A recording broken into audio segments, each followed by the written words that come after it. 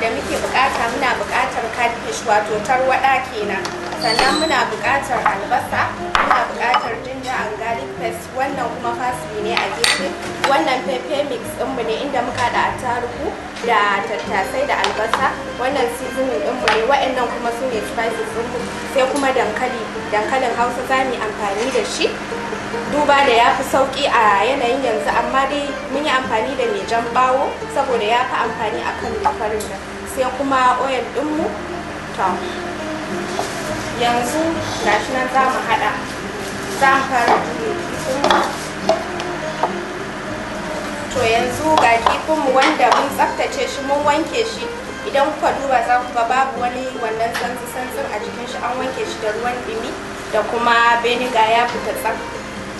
Ga shi nan za mu saka pepper mix ɗinmu,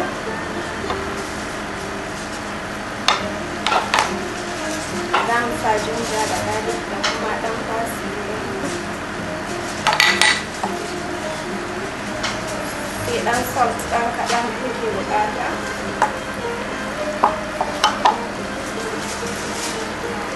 Za mu saka thyme,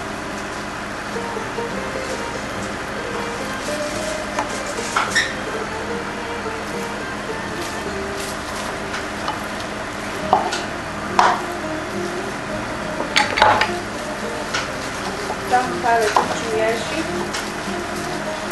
za mu zuba dankalin, sai mu zuba spices ɗin,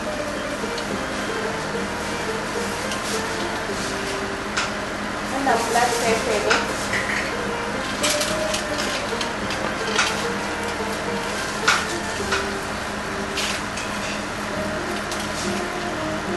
dan kuma cloves ne za mu sa shi, wato kanumfari kenan. Za mu juya ragowar ginger and garlic ɗin da muka fasa, za mu saka pepper mix ɗinmu,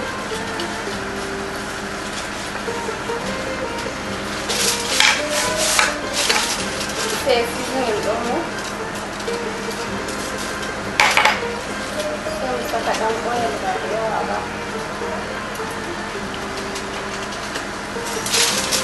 Za mu jujjuya shi ko ina da ko ina ya shiga.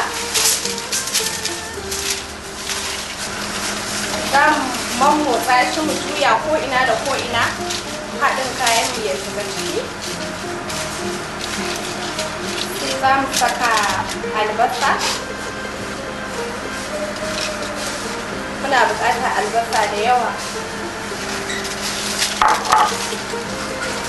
Sannan za mu saka green pepper ɗinmu da carrot, duk abin da kike so, da carrot, duk abin da kike so wanda zai yi ganishin cikin ki, duk za ki iya kika saka a ciki. Sai ki jujjuya shi.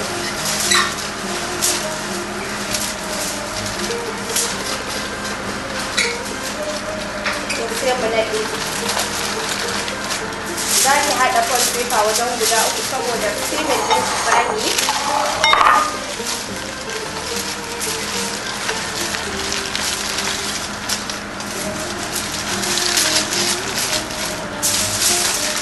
Ba a so ruwa ya shiga, za mu daɗe shi sosai, sai mu kai shi oven kamar ya yi kama minti 30 zuwa minti 40.